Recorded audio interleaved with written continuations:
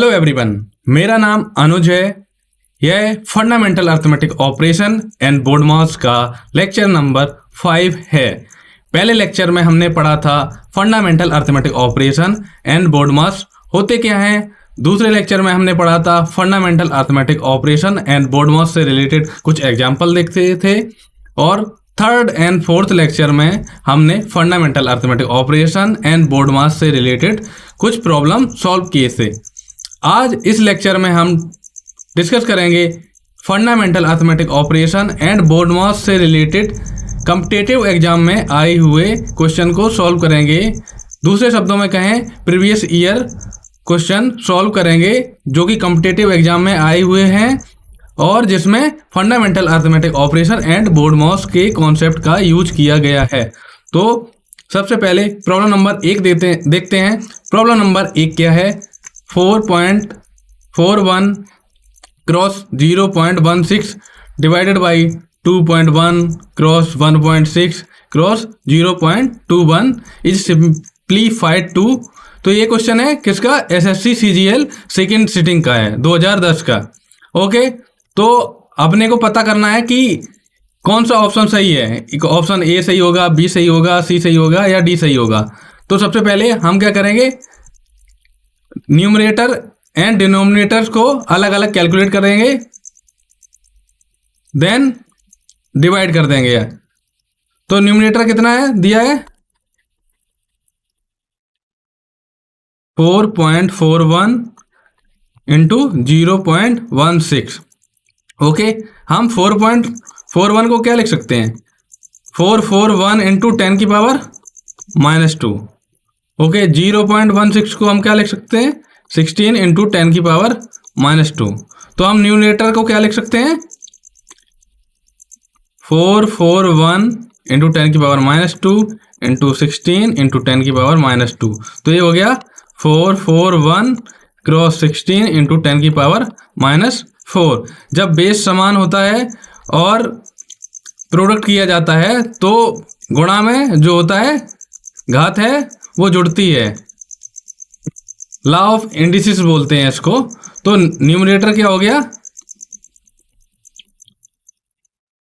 441 into 16 into 10 की power -4।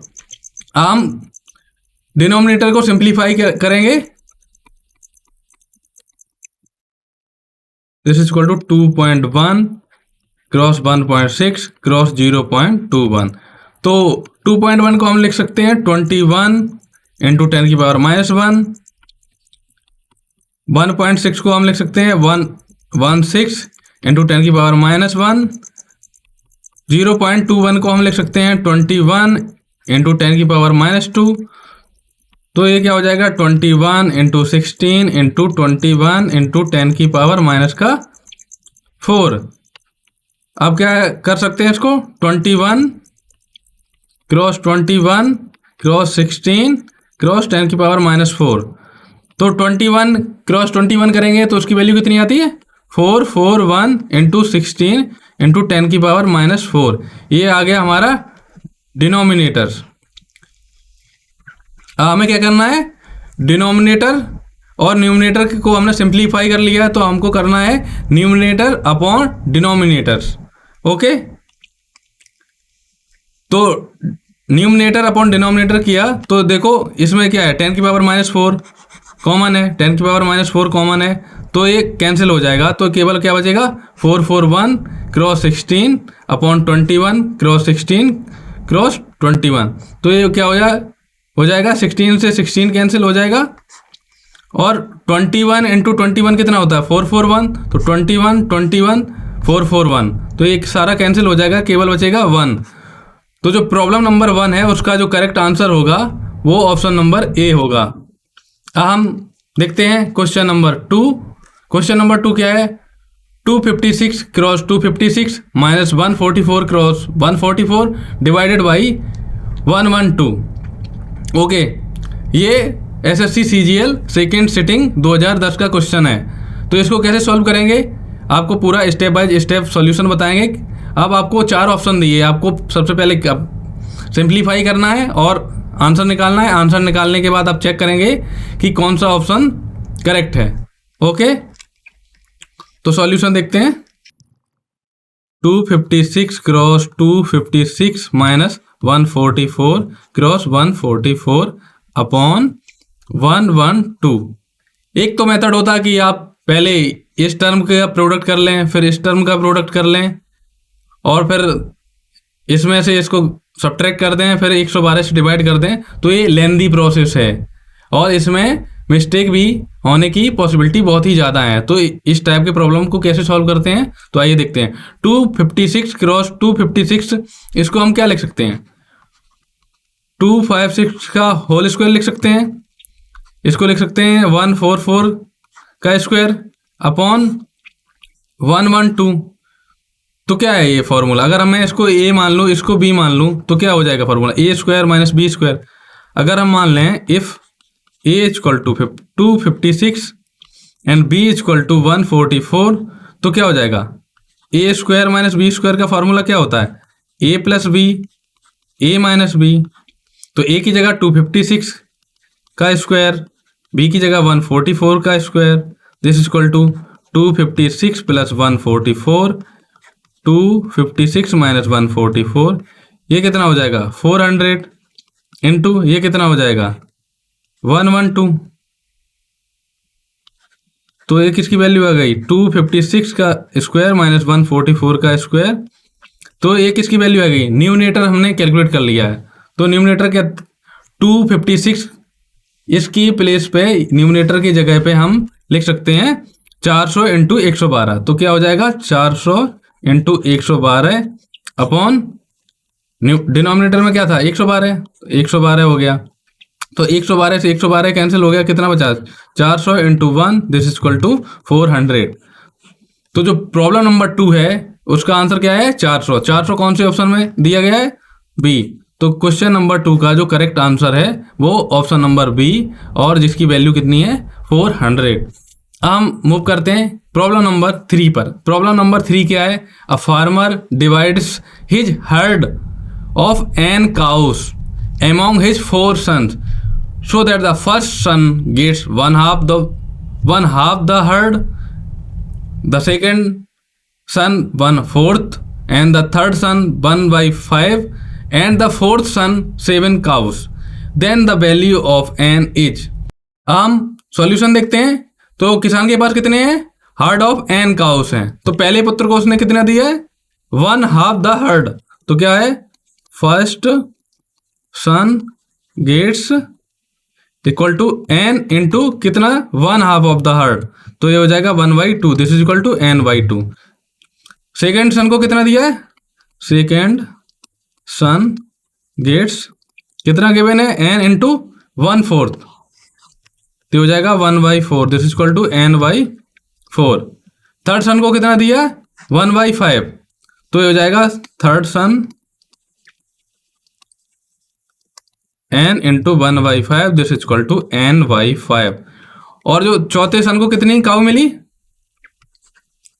Fourth son gets 7 cow. Okay, तो किसान के पास टोटल कितनी काउस थी? n। तो सारी कंडीशन को एक साथ मिलाकर हमको मिलेगी इक्वेशन n/2। ये हो गया फर्स्ट सन का, ये हो गया सेकंड सन की कंडीशन n/4, ये हो गई n/5 हो गई थर्ड सन की कंडीशन, प्लस 7 हो गया फोर्थ सन की कंडीशन। तो सबका एडिशन कितना गिवन है? n। तो इनका कैलकुलेशन करने के बाद हमको मिलता है 10n plus 5n plus 4n upon 20 plus 7 equal to n। Okay, तो क्या हो जाएगा? 19n/20 plus 7 equal to n। तो हम क्या करेंगे? जो n के टर्म है उनको एक तरफ रखेंगे और कांस्टेंट टर्म को एक तरफ। तो ये हो जाएगा n minus 19n/20, this is equal to 7। तब इसको कैलकुलेट करते हैं लेफ्ट हैंड साइड को। ये हो जाएगा 20n minus 19n/20, this is equal to 7। This implies n/20, this is equal to 7।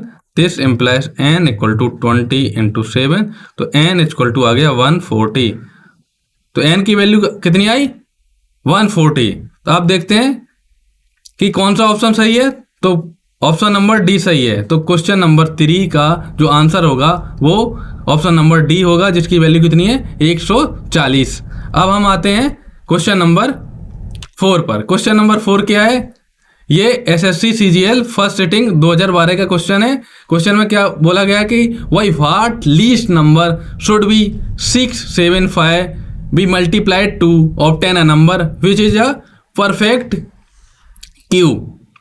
Okay, अब इसमें 4 ऑप्शन दे रखे हैं। आपको पहले पता करना है कि अगर 675 में किस नंबर का मल्टीप्लाई किया जाए, लीस्ट नंबर का मल्टीप्लाई किया जाए कि 675 इंटू नंबर एक परफेक्ट क्यूब बन जाए। परफेक्ट क्यूब का मीन्स क्या होता है? जैसे कोई आपको नंबर दिया है, जैसे 8 दिया है, 8 परफेक्ट क्यूब है या नहीं, तो क्या करेंगे 8 के फैक्टर करेंगे 2 इंटू 2 इंटू 2, तो ये हो गया 2 क्यूब। अगर किसी भी नंबर की पावर अगर 3 है तो हम बोलेंगे कि वो नंबर है वो परफेक्ट क्यूब है, जो उसका जो बेस है उसे बोलेंगे कि ये परफेक्ट क्यूब है। किसका है? वो 2 का है। जैसे अगर आपको 27 दिया जाए, ये हो गया 3 क्यूब, तो ये 3 का 27 3 का परफेक्ट क्यूब है। जैसे दे दिया गया 64, ये हो गया 4 क्यूब, तो 64 क्या है? 4 का परफेक्ट क्यूब है, क्यूब। ओके, तो हम क्या करेंगे, सॉल्यूशन देखते हैं। सबसे पहले क्या करना होगा, हमको 675 के फैक्टर करने होंगे। ये हो जाएगा 5 into 5 into 3 into 3 into 3। Okay, तो इसे लिख सकते हैं 5 स्क्वायर इंटू 3 क्यूब। ओके, इसको ऐसे लिख सकते हैं। प्रोडक्ट रूल में कम्यूटेटिव लॉ को फॉलो करता है। कम्यूटेटिव लॉ क्या होता है? A cross B this equal to B cross A. Okay, तो ये हो जाएगा 3 क्यूब इंटू 5 स्क्वायर। अब प्रॉब्लम में क्या बोला गया कि किस लीस्ट नंबर का मल्टीप्लाई किया जाए कि ये 675 एक परफेक्ट क्यूब बन जाए। तो आपको पता है कि 3 तो इसकी पावर 3 है, तो ये परफेक्ट क्यूब बन जाएगा। इसमें 5 की पावर 2 है, तो हमको क्या करना, किससे प्रोडक्ट करना होगा? 5 से प्रोडक्ट करना होगा। तो अगर हम 675 में 5 से मल्टीप्लाई कर दें तो ये हो जाएगा 3 क्यूब इंटू 5 क्यूब, तो ये हो गया परफेक्ट क्यूब बन गया। इसको हम ऐसे लिख सकते हैं 15 पावर 3, तो 675 क्रॉस 5 ये 15 का परफेक्ट क्यूब बन जाएगा अगर हम 5 से मल्टीप्लाई कर दें। तो करेक्ट आंसर क्या होगा? सी। क्वेश्चन नंबर 4 का जो करेक्ट आंसर होगा वो ऑप्शन नंबर सी होगा। अब हम मूव करते हैं क्वेश्चन नंबर 5। क्वेश्चन नंबर 5 जो कि एसएससी सीजीएल सेकेंड सिटिंग 2012 का आया हुआ क्वेश्चन है। क्वेश्चन क्या है? If 21 is added to a number it becomes 7 less than thrice of the number then the number is. हम सॉल्यूशन देखते हैं इसका, फिर जो भी वैल्यू आएगी उसको हम देखते हैं कि कौन सा ऑप्शन सही है। तो सबसे पहले मान लेते हैं कि let X be the number. Okay, अब कंडीशन लगाते हैं। प्रॉब्लम में बोला गया कि if 21 is added to a number, तो क्या है कि 21 हम ऐड करेंगे उस नंबर में, तो क्या मिलेगा? It becomes 7 less than thrice of the number this is equal to thrice of the number क्या हो जाएगा? नंबर एक्स है, उसका 3 टाइम्स करेंगे तो नंबर क्या हो जाएगा? 3x। लेस देन की बात करी गई है तो नेगेटिव साइन आएगा। कितना लेस देन है? 7, तो ये हो जाएगा 7। हम क्या करेंगे, x वाले टर्म को एक साइड लाएंगे और जो कांस्टेंट टर्म है उनको एक साइड लाएंगे, तो this implies 3x minus X this is equal to 21 plus 7, तो ये हो जाएगा 3x माइनस एक्स कितना हो जाएगा? 2x this is equal to 21 plus 7 28। तो 2 से डिवाइड करने पर हमको मिला x इक्वल टू 14। तो जो नंबर है उसकी वैल्यू कितनी आई? 14। तो कौन सा ऑप्शन सही है? Option number A. हम मूव करते हैं प्रॉब्लम नंबर 6 पर। प्रॉब्लम नंबर 6 क्या है? Bracket 1 minus 1/3 into bracket 1 minus 1/4 bracket 1 minus 1/5 dot dot dot bracket 1 minus 1/25 is equal to, जो हमको ये एक्सप्रेशन दिया है इसका हमको प्रोडक्ट निकालना है। ये question SSC CGL second sitting का है, 2000 क्वेश्चन में आएगा क्वेश्चन है। हम इसका सॉल्यूशन देखते हैं। सबसे पहले हमको क्या करना होगा कि पहले वाले ब्रैकेट को सॉल्व करेंगे, दूसरे वाले ब्रैकेट को सिंप्लीफाई करेंगे, तीसरे ब्रैकेट को सिंप्लीफाई करेंगे, लास्ट ब्रैकेट को सिंप्लीफाई करेंगे, फिर उसके अकॉर्डिंग देखेंगे कौन कौन से टर्म कैंसिल हो रहे हैं या नहीं। तो पहले टर्म को हम क्या लिख सकते हैं, पहले ब्रैकेट को 1 minus 1/3 this is equal to 2/3। Okay, second जो टर्म है 1 माइनस 1/4, 1 माइनस 1/4, इसको सिंप्लीफाई करेंगे तो हमको क्या मिलेगा 3/4। अब जो थर्ड टर्म दिया है 1 minus 1/5 this is equal to 4/5। अब ऐसे लास्ट क्या गिवन है 1 minus 1/25 this is equal to 24/25। हमें क्या करना है, जो पहला टर्म है 1 माइनस 1/3 को हम 2/3 से रिप्लेस कर देंगे, 1 माइनस 1/4 को 3/4 से रिप्लेस कर देंगे, 1 माइनस 1/5 को 4/5 से रिप्लेस कर देंगे एंड 1 माइनस 1/25 को हम 24/25 से रिप्लेस कर देंगे। रिप्लेस करने के बाद क्या होगा, हमको प्रोडक्ट ही करना है ना, तो इसकी वैल्यू क्या आई थी 2/3 पहले एक्सप्रेशन की वैल्यू, सेकंड की वैल्यू क्या आई थी 3/4, थर्ड की वैल्यू क्या आई थी 4/5 और लास्ट वाले की वैल्यू क्या आई थी 24/25। अब आप देखिए कि जो ये वाले टर्म है ना अदर डायगोनल एलिमेंट, तो ये सेम है ना, 3 से 3 कैंसिल हो जाएगा, 4 से 4 कैंसिल हो जाएगा, ये 23 है। तो इसके नीचे कहीं ना कहीं इसके पिछला वाला जो टर्म होगा उसके अपॉन में 23 आएगा, तो इससे ये कैंसिल हो जाएगा, 24 से 24 कैंसिल हो जाएगा, तो केवल फर्स्ट फ्रैक्शन का न्यूमरेटर बचेगा और लास्ट फ्रैक्शन का डिनोमिनेटर बचेगा। तो ये हो गया 2 रिमेन बचेगा एंड 25 रिमेन बचेगा, तो ये हो जाएगा 2/25। तो जो एक्सप्रेशन आपको गिवन है इसका जो फाइनल आंसर होगा वो होगा 2/25। Option number A is correct. अब हम देखते हैं प्रॉब्लम नंबर 7 जो कि SSC CGL फर्स्ट सिटिंग 2010 में आया हुआ है। तो प्रॉब्लम क्या है, 0.1 square minus 0.01 square divided by 0.0001 plus 1 is equal to, हमको कैलकुलेट करना है। तो हम क्या करेंगे, सबसे पहले ये जो फ्रैक्शन दी है फर्स्ट उसको कैलकुलेट करेंगे या सिंप्लीफाई करेंगे, फिर बाद में क्या करेंगे हम +1 कर देंगे। ओके, तो अब हमें फ्रैक्शन क्या गिवन है 0.1 स्क्वायर माइनस 0.01 स्क्वायर अपॉन 0.0001, ये हमको फ्रैक्शन गिवन है। तो फ्रैक्शन का न्यूमरेटर कितना है 0.1 स्क्वायर माइनस 0.01 स्क्वायर। अगर आप डायरेक्टली कैलकुलेट करेंगे 0.1 का स्क्वायर कैलकुलेट करेंगे, 0.01 का स्क्वायर कैलकुलेट करेंगे, फिर दोनों का सब्ट्रैक्शन करेंगे, तो ये लेंथी प्रोसेस हो सकता है और क्या इसमें गलतियां होने की संभावना बहुत ज़्यादा होती है। तो इस टाइप के जो एक्सप्रेशन होते हैं ए स्क्वायर माइनस बी स्क्वायर वाला, जिसे हम डिफरेंस फार्मूला, इसमें हम डिफरेंस फार्मूला यूज कर सकते हैं। डिफरेंस फार्मूला क्या होता है, A square minus B square this equal to A plus B A minus B. तो ए की प्लेस पे कितना है 0.1, बी के प्लेस पे कितना है 0.01, तो हम क्या करेंगे न्यूमरेटर हमारा क्या आ जाएगा, numerator equal to 0.1 plus 0.01 into 0.1 minus 0.01। तो फर्स्ट जो टर्म है इसको ऐड करेंगे तो 0.1 प्लस 0.01 ये क्या हो जाएगा 0.11 इंटू, आप क्या करेंगे 0.1 में से 0.01 को सब्ट्रैक्ट करेंगे तो हमको मिलेगा 0.09। आप 0.11 को हम लिख सकते हैं 11 इंटू 10 की पावर माइनस का 2 और 0.09 को हम लिख सकते हैं 9 इंटू 10 की पावर माइनस 2। ये हो गया 11 इंटू 9 इंटू 10 की पावर माइनस का 4। तो जो फ्रैक्शन है उसका न्यूमरेटर कितना हो गया 11 इंटू 9 इंटू 10 की power minus 4।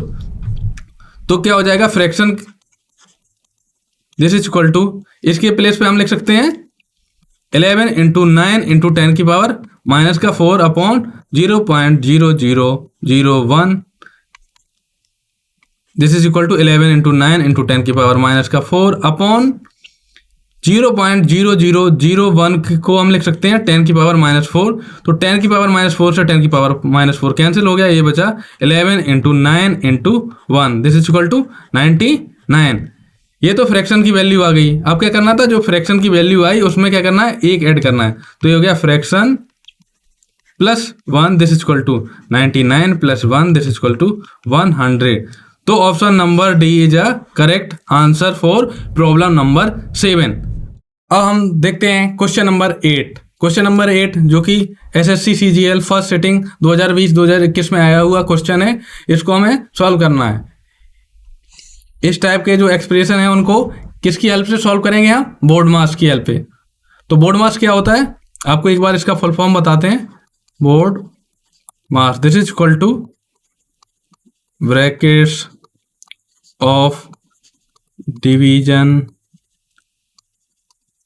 Multiplication addition and subtraction. Okay, तो हमको इस एक्सप्रेशन को सॉल्व करना है और देख के बताना है कि कौन सा ऑप्शन राइट ऑप्शन है। तो सॉल्यूशन देखते हैं स्टेप बाय स्टेप। ये हो गया 90, ये किसका साइन है? डिवीजन का। 20 of 6 cross bracket 11 divided by 4 of 3 cross 2 minus bracket 3 minus 8 सारे bracket close divided by bracket 9 divided by 3 cross 2। तो ऑफ का मीन यहाँ पे होगा, अगर कहीं पे आपको जैसे लिखे मिले 2 of 6 this is equal to 2 into 6 करेंगे मतलब 12। प्रोडक्ट करना है यहाँ पर। अगर आपको कोई भी एक्सप्रेशन अगर गिवन है, अगर वहाँ के दो इंटीजर या दो नंबर्स के बीच में ऑफ लगा है और आप एक्सप्रेशन कोई सॉल्व कर रहे हैं तो उसका मीन है, ऑफ का मीन मल्टीप्लीकेशन आपको साइन यूज करना है। तो इसका सॉल्यूशन देखते हैं 90। तो 20 ऑफ 60 क्या हो जाएगा? इसकी जगह मैंने क्या बोला था? ऑफ को किससे रिप्लेस करना है? मल्टीप्लीकेटिव साइन से। तो अगर 20 ऑफ 6 क्या हो जाएगा? अगर हमने ऑफ को मल्टीप्लीकेटिव साइन से रिप्लेस किया है तो 20 इंटू 6 कितना हो जाएगा? 120। वही तो यहाँ लिखा है 120 cross 11 divided by 4 of 3 cross 2 minus 3 minus 8 ये क्या हो जाएगा? 3 क्रॉस 2 कितना होता है? 6। 3 माइनस 8 तो कितना हो गया? माइनस 5। तो माइनस माइनस कितना साइन हो गया? प्लस साइन हो गया। कितना था? 5। ओके, 9/3 कितना हो गया? 3 क्रॉस 2। ओके, ये क्या हो जाएगा? 90/120 कितना होता है? 90/120 ये क्या हो जाएगा? 9/12। न्यूमिनेटर एंड डिनोमिनेटर को 3 से डिवाइड करने पर ये क्या हो जाएगा? 3/4। तो यही तो लिखा है ना 3/4 cross 11 divided 4 cross 11 divided 6। Okay, ये हो जाएगा 3/4 into 11 divided by 44 divided by 6। तो ये हो जाएगा 3/4। 11 डिवाइडेड बाई 44 कितना होता है? 11/44 दिस इज इक्वल टू 1/4। तो यही 1/4 ही तो लिखा है divided by 6। This implies 3/4 into 1/4 divided by 6। Okay, तो ये क्या हो जाएगा? 3/4 इंटू 1/24। तो इसको ऐसे लिख सकते हैं 3/4 इंटू 1/24 के हम क्या लिख सकते हैं? 24 को 3 इंटू 8। तो इसको कर देंगे 3 इंटू 8। तो 3 से 3 कैंसिल हो गया तो क्या बचा? 1/4 into 8 this is equal to 1/32।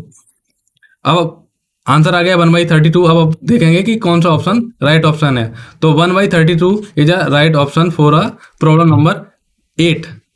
अब हम आते हैं प्रॉब्लम नंबर 9। प्रॉब्लम नंबर 9 क्या है? सिंप्लीफाई द एक्सप्रेशन दिया गया है हमको, उसको सिंप्लीफाई करना है। ये एसएससी CHSL फर्स्ट सिटिंग 2020-2021 में आया हुआ क्वेश्चन है। ठीक है, तो सबसे पहले हम क्या करेंगे? ये अंदर वाले एक्सप्रेशन है उनको सॉल्व करेंगे या सिंप्लीफाई करेंगे, देन कैलकुलेशन करेंगे। तो सॉल्यूशन देखते हैं।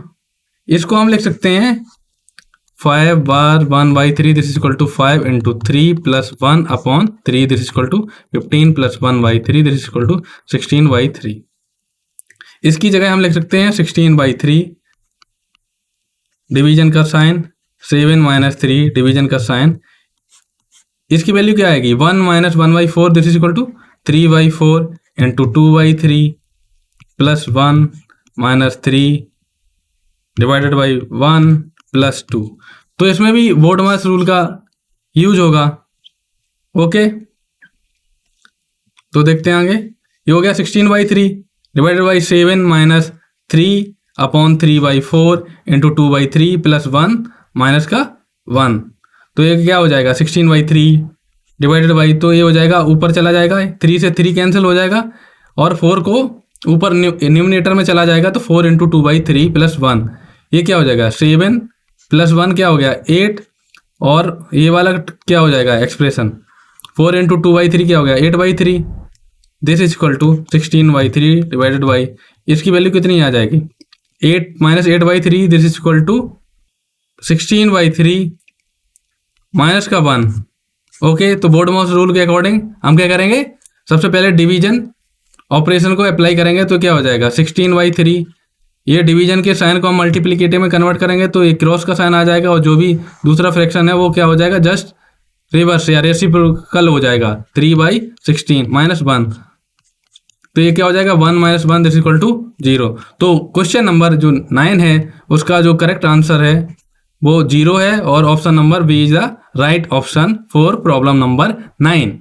हम देखते हैं क्वेश्चन नंबर 10। क्वेश्चन नंबर 10 क्या है, the value of 7/10 divided by 7/5 of bracket 21/10 plus 13/5 plus bracket 1/10 cross 10/47 minus 6/47। ये SSC MTS 2020-2021 में आया हुआ प्रॉब्लम है। इसको कैसे सॉल्व करेंगे, सबसे पहले हम जो ब्रैकेट के अंदर क्वांटिटी है उनको कैलकुलेट करेंगे या सिंप्लीफाई करेंगे। तो सबसे पहले मैं इसको कैलकुलेट करता हूँ 21/10 plus 13/5 this is equal to 21, LCM कितना आएगा डिनोमिनेटर का 10 और 5 का LCM कितना हो गया 10 plus 21 plus 26 this is equal to 47/10।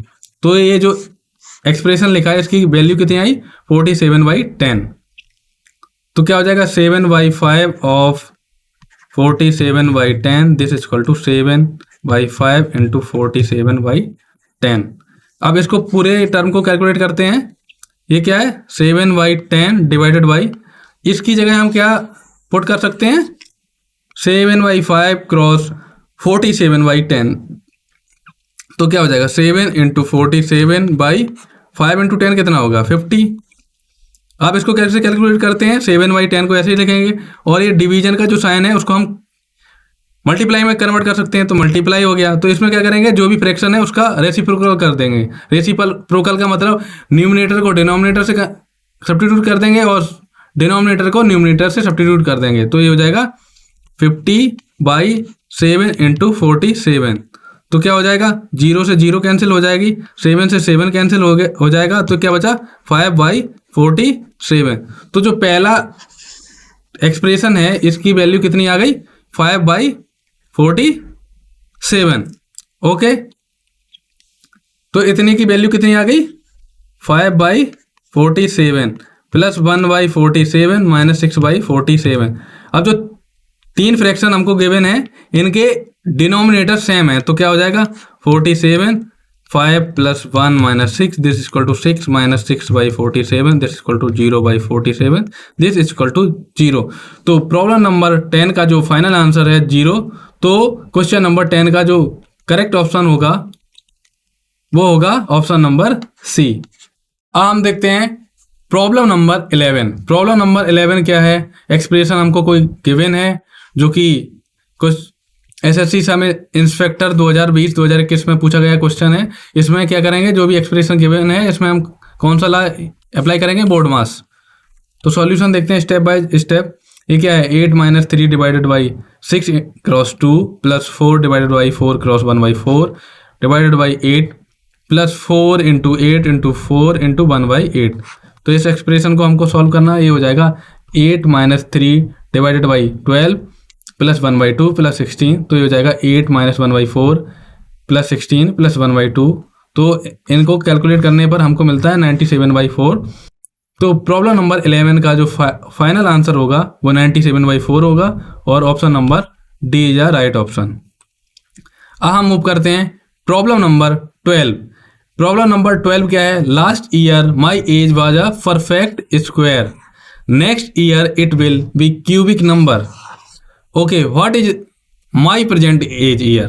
तो इस टाइप के प्रॉब्लम को हम हिट एंड ट्रायल मेथड से सॉल्व करते हैं। हिट एंड ट्रायल मेथड क्या होती है, आपको ऑप्शन पहले आपने क्वेश्चन पढ़ा फिर क्या करेंगे आप ऑप्शन को एलिमिनेट कर देंगे। जैसे प्रॉब्लम में बोला गया कि किसी की एज है ना, वो अगर 1 साल कम कर देता है, जैसे 25 ले लिया, 25 से 1 कम किया, कितना बचा? 24। तो प्रॉब्लम में बोला गया कि उसकी जो प्रेजेंट एज है उससे अगर 1 ईयर कम कर दिया जाए तो वो परफेक्ट नंबर बन जाएगा, और अगर 1 साल ऐड कर दिया जाए तो वो क्यूबिक नंबर बन जाएगा, परफेक्ट क्यूब बन जाएगा। तो क्या हो जाएगा, अगर 1 साल हम ऐड करें 25 + 1 = 26। अब देखो 24 ना तो परफेक्ट स्क्वायर है और ना 26 परफेक्ट क्यूबिक नंबर है, तो option A is a wrong option. ठीक है, अब ऑप्शन बी देखते हैं। अगर उसकी एज 27 ईयर है, अगर 1 ईयर कम किया जाए तो कितना होगा? 26। अगर 1 ईयर ऐड किया जाए तो कितना होगा? 28। अब 26 ना तो परफेक्ट स्क्वायर है और ना ही 28 परफेक्ट क्यूबिक नंबर है, तो option B is also wrong. अब देखते हैं 24, देखते हैं। अगर 24 में से 1 कम कर दिया जाए तो कितना हो गया? 23। और 24 में अगर 1 ईयर ऐड कर दिया जाए तो कितना हो गया? 25। अब 23 1 साल कम करने पर उसकी एज कितनी हो जाती है? Perfect square. तो ये 23 is not a perfect square. और 25 1 साल ऐड करने पर क्या होता है? क्यूबिक नंबर बन जाएगा। तो 25 is not a cubic number, तो ये कट हो जाएगा।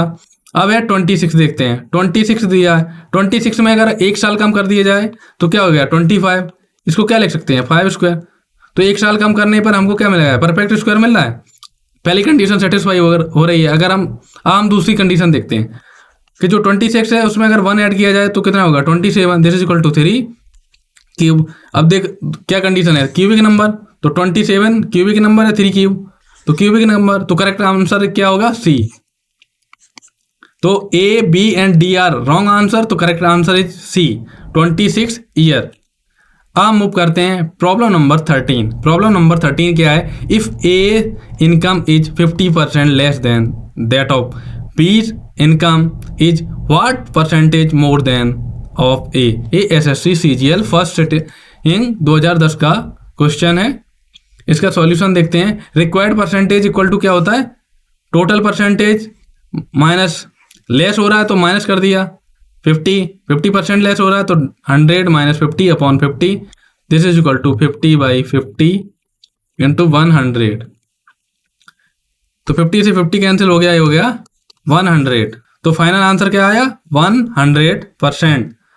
तो करेक्ट आंसर क्या होगा? 100। अब मूव करते हैं प्रॉब्लम नंबर 14। प्रॉब्लम नंबर 14 क्या है? 1.14 expressed as a percentage of 1.9 as. तो ये एसएससी सीजीएल फर्स्ट सिटिंग 2010 में पूछा गया क्वेश्चन है। तो इस टाइप के क्वेश्चन को सॉल्व करने का आपको मेथड बताता हूं। तो रिक्वायर्ड परसेंटेज क्या होता है?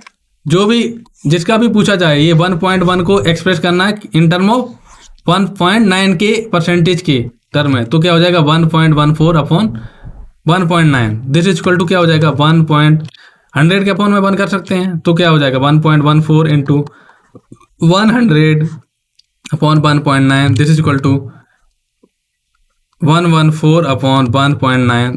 अब हम क्या करेंगे? 10 से गुणा कर देंगे न्यूमरेटर में, 10 से भाग कर देंगे तो न्यूमरेटर हो जाएगा 1140/19।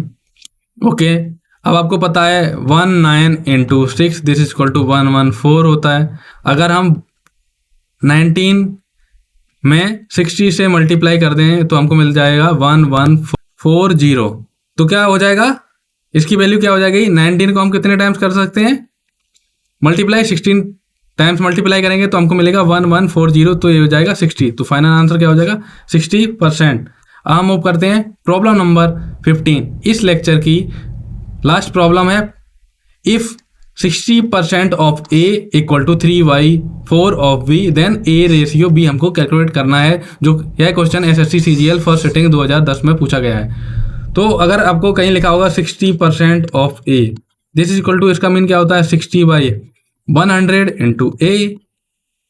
ओके, 60% को हम 60/100 लिखेंगे। ऑफ की जगह हम क्या करते हैं? मल्टीप्लीकेटिव साइन लगा देते हैं, जैसा कि मैंने पिछली स्लाइड में भी आपको बताया। तो ये चीज़ किसके इक्वल है? 60% ऑफ ए इक्वल टू किसके है? 3/4 ऑफ बी है, तो प्रोडक्ट का साइन लगाएंगे बी। तो हमको क्या करना है? A ratio B. A ratio B का मीन क्या आता है, ए बाई बी। ठीक है, तो 0 से 0 कैंसिल हो गया।